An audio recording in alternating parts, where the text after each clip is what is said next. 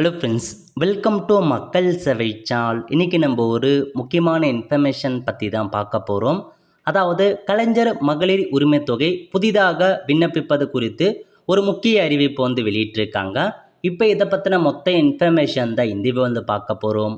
இந்த video skip பண்ணாமல் ஃபுல்லாக பாருங்கள். அது மட்டும் அல்ல, இந்த வீடியோ நிறைய பேருக்கு ஷேர் பண்ணுங்க. ஓகே, அதாவது தமிழக அரசு சார்பில் மகளிருக்கு மாதம் ரூபாய் 1000 வழங்கும் திட்டத்தை சிறப்பாக பார்த்தா செயல்படுத்திட்டு வராங்க.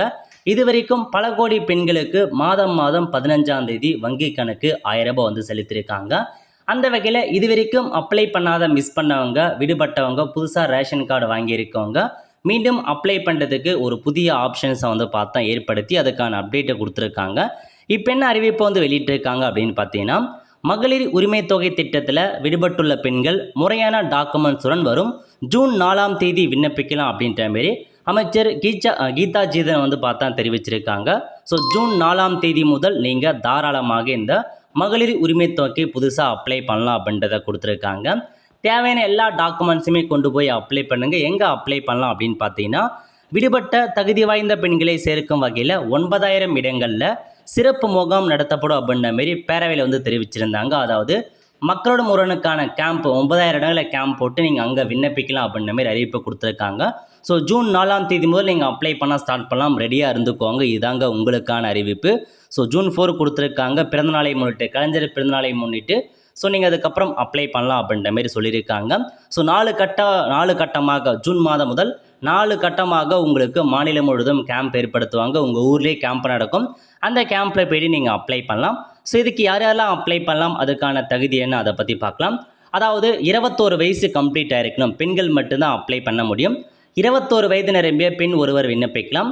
ஒரு குடும்ப அட்டைக்கு ஒரு பயனாளி மட்டுமே விண்ணப்பிக்க தகுதியானவர். குடும்ப தலைவர்களுக்கான வரையறை: குடும்ப அட்டையில் பெயர் இடம்பெற்றுள்ளவர்கள் அனைவரும் ஒரு குடும்பமாக கருதப்படுவர். ஒவ்வொரு தகுதி வாய்ந்த குடும்பத்திலும் உள்ள குடும்பத் தலைவி கலைஞர் மகளிர் உரிமை திட்டத்தில் பயன்பெற விண்ணப்பிக்கலாம். குடும்ப அட்டையில் ஆண் குடும்பத் தலைவராக குறிப்பிடப்பட்டிருந்தால் குடும்பத் தலைவரின் மனைவி குடும்பத் தலைவியாக கருதப்படுவார் அப்படின்னு சொல்லியிருக்காங்க. குடும்ப அட்டையில் ஆண் குடும்பத் தலைவரின் மனைவியின் பெயர் ஏதேனும் காரணத்தால் இல்லாத பட்சத்தில் குடும்பத்தில் உள்ள இதர பெண்களில் ஒருவர் குடும்பத் தலைவியாக கருதப்படுவர். ஒரு குடும்பத்தில் ஒன்றுக்கு மேற்பட்ட 21 வயது நிரம்பிய பெண்கள் இருந்தால் ஒரு நபரை குடும்ப உறுப்பினர் தேர்வு செய்து விண்ணப்பிக்கலாம் அப்படின்னு சொல்லியிருக்காங்க. திருமணமாகாத தனித்த பெண்கள், கைம்பெண்கள் மற்றும் திருநங்கைகள் தலைமையில் குடும்பங்கள் இருந்தால் அவர்களும் குடும்ப தலைவிகளாக கருதப்படுவர் அப்படின்னு சொல்லியிருக்காங்க. இந்த ஸ்கீமுக்கு பெண்கள் மட்டும்தான் அப்ளை பண்ணுற மாதிரி இருக்கும். 21 வயசு கம்ப்ளீட் ஆகிருக்கணும். அதேமாரி உங்கள் ரேஷன் கார்டில் பார்த்தா குடும்பத் தலைவர் பெயர் இருக்குது, குடும்பத் தலைவிக்கு பதிலாக குடும்பத் தலைவராக இருக்கார் அப்படின்னா, ஸோ அந்த குடும்பத் தலைவியோ யாரோ அவங்கள தான் கருதப்படுவாங்க. இதுக்காக நீங்கள் போயிட்டு உங்கள் குடும்பத் தலைவி ரேஷன் கார்டில் பேரில் நீங்கள் மாற்ற தேவையில்லை அப்படின்னு சொல்லிட்டாங்க. ஸோ உங்கள் ரேஷன் அட்டையில் ஏதாச்சும் 21 வயசுக்கு மேற்பட்ட பெண் இருக்காங்க அப்படின்னா தாராளமாக நீங்கள் அப்ளை பண்ணலாம். திருமணமாகாத தனித்த பெண்கள், கைம்பெண்கள் அவங்களும் அப்ளை பண்ணலாம் அப்படின்றத சொல்லியிருக்காங்க. நெக்ஸ்ட்டு பொருளாதார தகுதி என்ன இருக்கணும் அப்படின்னா, ஆண்டுக்கு 2 லட்சத்துக்கு கீழ் வருமானம் ஈட்டும் குடும்பங்கள், 2 லட்ச ரூபாய்க்குள்ளே இன்கம் இருக்குது அப்படின்னா அப்ளை பண்ணலாம். அதுக்கு மேலே போகுது அப்படின்னா அப்ளை பண்ண முடியாது. 5 ஏக்கருக்கும் குறைவாக நஞ்சை நிலம் அல்லது 10 ஏக்கருக்கும் குறைவாக புஞ்ச நிலம் வைத்துள்ள குடும்பங்கள் தான் அப்ளை பண்ண முடியும். அதுக்கு மேலே போகுது அப்படின்னா அப்ளை பண்ண முடியாது. ஆண்டிற்கு வீட்டு உபயோகத்திற்கு 3600 யூனிட்டுக்கும் குறைவாக மின்சாரம் பயன்படுத்தும் குடும்பங்கள். ஸோ 3600 யூனிட்டுக்கும் குறைவாக நீங்கள் பயன்படுத்துகிறீங்க அப்படின்னா மட்டும்தான் இந்த ஸ்கீமுக்கு அப்ளை பண்ண முடியும். திட்டத்தில் பயன்பெற தகுதி இல்லாதவர் யாரெல்லாம் அப்ளை பண்ண முடியாது அப்படின்னா, 2 லட்சத்துக்கு மேலே உடைய குடும்ப ஆண்டு வருமானம் போகுது அப்படின்னா பண்ண முடியாது.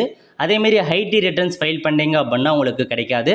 ஆண்டுக்கு 2 லட்சத்துக்கு ரூபாய் மேல் வருமானம் ஈட்டி தொழில் வரி செலுத்துவோர் அப்படின்னா உங்களுக்கும் கிடைக்காது. மத்திய மாநில அரசு ஊழியராக இருக்கீங்க அப்படின்னா நீங்கள் அப்ளை பண்ண முடியாது. சொந்த பயன்பாட்டிற்கு கார், கனரக வாகனம் போன்ற 4 சக்கரங்களை வச்சுருக்கீங்க அப்படின்னா உங்களுக்கும் பார்த்தா இதை நீங்கள் பயன்படுத்த முடியாது. ஆண்டுக்கு 50 லட்சத்துக்கு மேலே ஆண்டு விற்பனை செய்து நீங்கள் சரக்கு மற்றும் சேவைலாம் செலுத்துறீங்க அப்படின்னா நீங்கள் அப்ளை பண்ண முடியாது. இதுதான் பேசிக் எலிஜிபிலிட்டி. டாக்குமெண்ட்டை பொறுத்த வரைக்கும் உங்களுடைய ரேஷன் கார்டு, உங்களுடைய அது மட்டும் இல்லாமல் ஆதார் கார்டு கேட்பாங்க. இதை தவிர்த்து உங்களுடைய பேங்க் புக் கேட்பாங்க. அதுக்கப்புறம் பார்த்தீங்கன்னா ஸோ அந்த இபி பில் கேட்பாங்க. இதெல்லாம் இருந்தாவே போதுமானது, நீங்கள் தாராளமாக அப்ளை பண்ணலாம். ஸோ கண்டிப்பாக ஜூன் 4ஆம் தேதி முதல் அப்ளை பண்ணலாம் அப்படின்னு சொல்லியிருக்காங்க. உங்கள் ஊருக்கு என்றைக்கு கேம்ப் நடக்குதோ அன்றைக்கி அப்ளிகேஷன் ஃபார்ம்லாம் கொடுப்பாங்க. அப்ளிகேஷன் ஃபார்மை ஃபில் பண்ணி எல்லா டாக்குமெண்ட்ஸுமே அந்த கேம்பில் எடுத்துகிட்டு போய் நீங்கள் சப்மிட் பண்ணுற மாதிரி இருக்கும். கண்டிப்பாக அப்ளை பண்ணுறதுக்கு ஒரு மச்சம் நான் உங்களுக்கு எப்படி அப்ளை பண்ணுறது, அப்ளிகேஷன் ஃபார்மை ஃபில் பண்ணுறது, அதை கொடுத்து இன்ஃபார்ம் பண்ணுறேன். அதுக்கேற்ற மாதிரி நீங்கள் ரெடியாக இருந்துக்கோங்க. இந்த டாக்குமெண்ட்ஸ் ரெடி பண்ணி வச்சுக்கோங்க.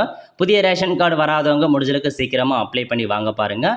இன்னும் 1 மந்த் டைம் கொடுத்துருக்காங்க. ஓகே, அவ்வளோதான் ஃப்ரெண்ட்ஸ். ஸோ இதான் உங்களுக்கான இன்ஃபர்மேஷன். கண்டிப்பாக இந்த வீடியோ பிடிச்ச லைக் பண்ணுங்கள். அது மட்டும் அல்ல, இந்த வீடியோ நிறைய பேருக்கு ஷேர் பண்ணுங்கள். அடுத்த ஒரு நிலையில் சந்திப்போம். நன்றி, வணக்கம்.